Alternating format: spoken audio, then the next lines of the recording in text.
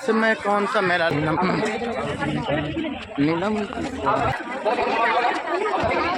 लोग के बीच जो है मैं बहुत अदब से जो है आप सभी के जो है चंपारण की धरती पर नेशनल दस्तक शंभू सिंह जी की गरिमामय उपस्थित हुआ है। इस रामपुरवा की धरती से जो है सबसे पहले तथा बुद्ध ने जो केस कपन किया था, आज की जो है धम्म दीक्षा समारोह के मन से जो है इस चंपारण की धरती से उनका हार्दिक अभिनंदन और वंदन और स्वागत है। आइए हम सभी लोग सम्मान में नारा लगाएंगे, बाबा साहब अमर है, जय जय जय जय भीम, भगवान बुद्ध की करुणा हो, तथागत भगवान बुद्ध की करुणा हो। आइए शंभू सिंह जी। मैं नहीं समझ अपना रिकॉर्ड कर। चलिए, सत्य समानता और न्याय की कलम चलाने वाले निर्भीक पत्रकार जिनकी लेखनी में समाज का दर्पण है और माध्यमों में भीड़ में फूले अम्बेडकर विचारों की मसाल लिए सबसे आगे चल तथागत बुद्ध करुणा के सागर जिनकी पूरी दुनिया में नाम है। भारत में लोग नाम ले न ले, जिनको दुनिया विश्व गुरु कहता है, कोई दुनिया में विश्व गुरु है तो बुद्ध है, और दुनिया में कोई महाज्ञानी है, मानवतावादी है तो वो बाबा साहब अम्बेडकर भी हैं। और अपने लिए ताली बजाइए, अपने लिए ताली बजाइए कि जितने महान पुरुष हुए जिन्होंने दूसरे का दुख दर्द बांटा इस देश में, बुद्ध हो, बाबा साहब अम्बेडकर हो, फूले हो, कबीर साहब हो, संत श्रीमणी रविदास महाराज हो, संत गाडगे हो, वो सब हमारे पुरखे हैं। तो हमें अपने पुरखों के लिए एक बार ताली बजा दीजिए। अगर आप इतिहास का पन्ना उल्टेंगे तो हम बिहारी हैं, यहीं के हैं, लेकिन भोजपुरी नहीं आता, भोजपुरी नहीं आता है, इसलिए माफी चाहता हूं। तो टूटी फूटी हिंदी में बोलूंगा जो हमारी भाषा है। मैं वैशाली का हूं और मेरे जिला में भी अशोक स्तंभ है और भगवान बुद्ध ने लंबा वर्षावास किया वहां पे। तो इतिहास तो बहुत कुछ है। हमारे पुरखे सम्राट अशोक हो, घनानंद हो, चंद्रगुप्त मौर्य हो, सब हमारे पुरखे थे, राजा थे। लेकिन मैं उस पर नहीं जाऊंगा, मैं बात करूंगा आज के हालात की।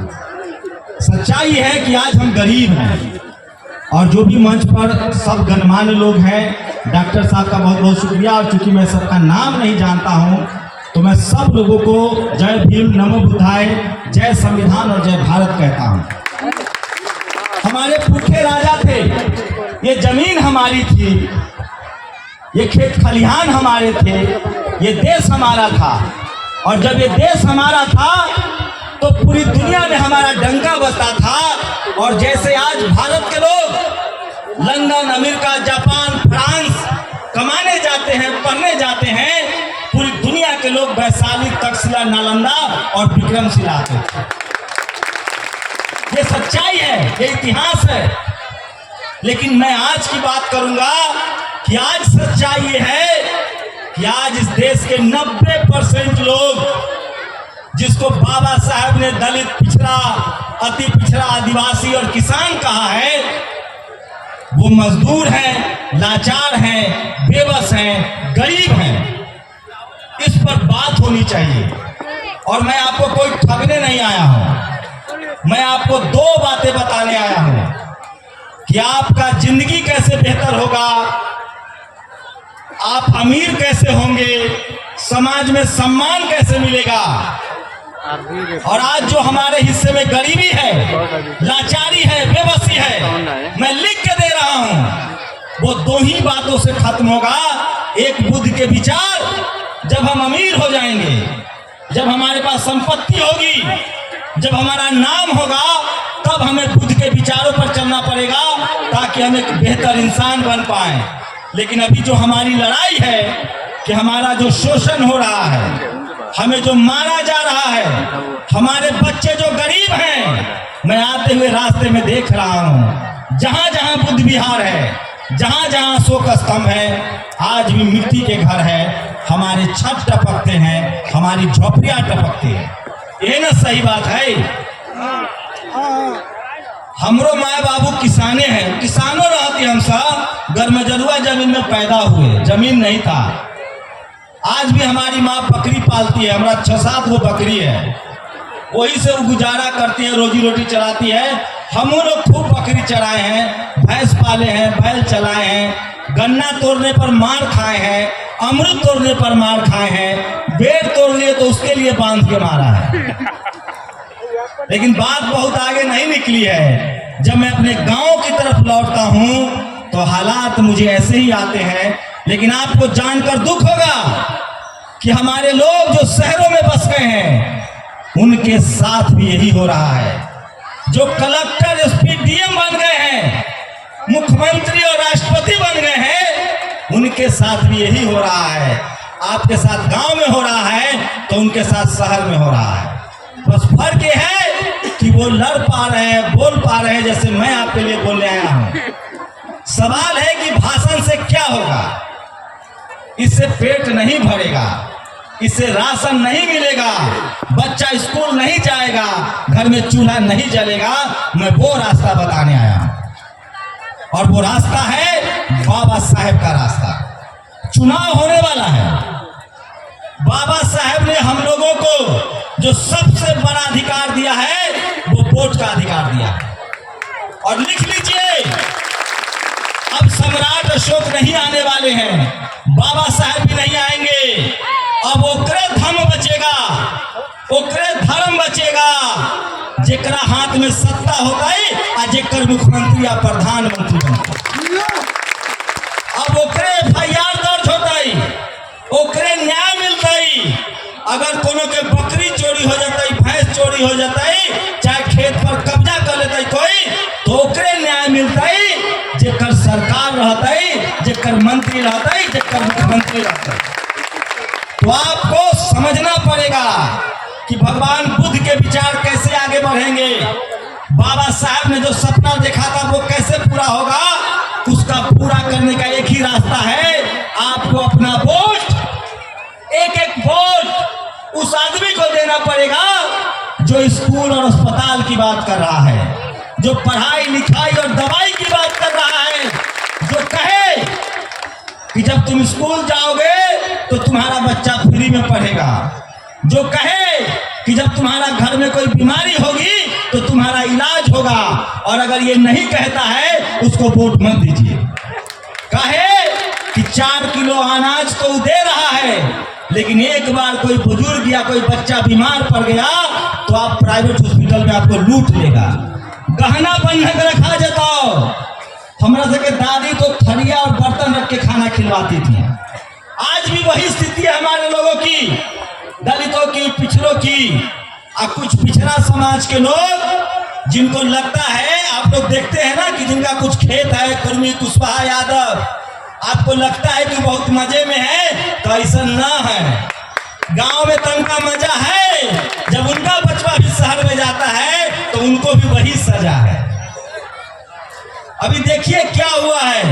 हरियाणा का नाम सुने हैं ना, हम सब लोग जाते हैं। हरियाणा में एक आईपीएस मतलब एसपी, उनकी पत्नी कलेक्टर है, उनका साला विधायक है। उसके बाद भी उनको आत्महत्या करने के लिए मजबूर किया गया और 8 दिन से सब पड़ा हुआ है, पोस्टमार्टम नहीं हो रहा है। और जिन गुंडों ने मरने के लिए मजबूर किया उस पर कोई कार्रवाई नहीं हो रही है, क्योंकि वहां की सरकार नहीं चाहती है। तो आप जब तक एकजुट नहीं रहेंगे, इक्का दुक्का कोई कलेक्टर एसपी भी बन जाएगा तो जाति पीछा नहीं छोड़ता है मेरे भाई। मैं पत्रकार हूं, बड़ा पत्रकार हूं, मुझे भी गाली दी जाती है। मायावती जी मुख्यमंत्री बनी, उनको भी गाली दी जाती है। लालू यादव को तो जेलों भेज दिया, छुपा हुआ है किसी से। कोई दलित, पिछड़ा, किसान, आदिवासी, अल्पसंख्यक ये सोचता है कि देश में वो बाबा साहब के विचार पर न चलेगा और बुद्ध धर्म को नहीं अपनाएगा तो वो बच नहीं पाएगा। ये जातिवादी, मनुवादी गुंडे उनको जेल भेजेंगे या उनको मारेंगे। बाबा साहब का विचार, भगवान बुद्ध का विचार में वो ताकत है जो आपको फिर से अमीर बना सकता है।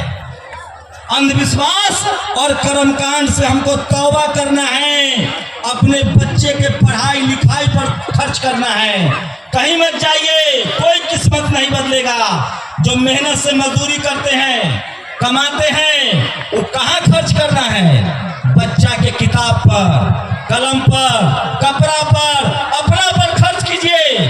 और धर्म के नाम पर भगवान बुद्ध के विचार है, इनको कोई जरूरत नहीं है माला चढ़ाने की, अगरबत्ती जलाने की या इनके लिए खर्चा करने की, बस इनका विचार सुनना है। पता है भगवान बुद्ध ने क्या कहा है? कहा तो उन्होंने बहुत चीज है, लेकिन हम तीनों को बात मानते हैं। बुद्ध ने कहा है कि सबसे पहले अपना जीवन बेहतर करो, अपना हेल्थ।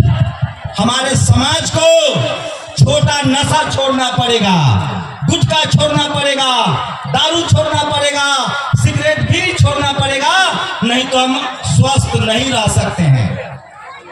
तो बुद्ध ने कहा है कि पहले अपने देह की चिंता करो, अपने शरीर की चिंता करो, बीमार पड़ जाए तो कोई दुख बांटे ना कर। दूसरा नंबर पर बुद्ध ने कहा है कि उसके बाद अपने समाज को जोड़िए, लोगों को जोड़िए, तब आपके पास तीसरे नंबर पर संपत्ति आएगी। तो अपना पर ध्यान दा, अपन परिवार पर ध्यान दा, अपन बाल बच्चा पर ध्यान दा। और जब जिस दिन आप देने लगिएगा, किसी के झांसे में मत आइए। जब बाबा साहब का संविधान पर लिख जाइएगा तो आप भी इसी तरह से गरजिएगा, बोलिएगा, और कोई आपको झुका नहीं सकता है। तो हमरा सकता घर में साक्षात ईश्वर है, तथागत बुद्ध और बाबा साहब अम्बेडकर के विचार हैं। जब उन पर चलेंगे तो हमें सफलता भी मिलेगी, हमें यश भी मिलेगा, हम अमीर भी होंगे और हमारा दुनिया में नाम भी होगा। तो हमें कहीं जाने की जरूरत नहीं है जरूरत हमारे लिए बाबा साहब का संविधान और भगवान बुद्ध का विचार है, वही काफी है। तो आप लोग कोशिश कीजिए, आप लोग जितने लोग यहाँ बैठे हुए हैं, आप सब इस देश के अक्लमंद लोगों में से हैं। धम्म के रास्ते पर वही जाएगा, बुद्ध के रास्ते पर वही जाएगा जो पढ़ा लिखा होगा, विचारों से लैस होगा और जो अच्छा इंसान होगा। ठग ठठा नहीं है, ये में धोखाधड़ी नहीं है, कोई लोभ लालच नहीं है। नहीं तो बहुत बाबा सब घूम रहा है। तुमको सोचिए, बाबा लोग का करतूत हम नाम नहीं लेंगे, नहीं तो ऐसी सब बहुत पेट में दर्द होते रहता है। बताइए, इतना आदमी यहाँ बैठल है, सब आदमी हमारा 10-10 को रुपया देवा। जब सब आदमी हमको 10-10 रुपया दीजिएगा तो हम मालामाल हो जाएंगे। आपका कुछ नहीं होगा। आपको लगा कि यार 10 को रुपया गया है, यहाँ 10,000 आदमी है, 10-10 को दीजिएगा तो हमारा 1 लाख रुपया हो गया। और यही चक्कर में बाबा लोग मालामाल हो रहा है, मर्सिडीज से चल रहा है। आपको लग रहा है कि हमारा किस्मत बदलेगा।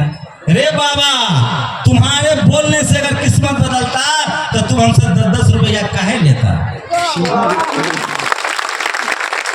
एकरा से सावधान रहा।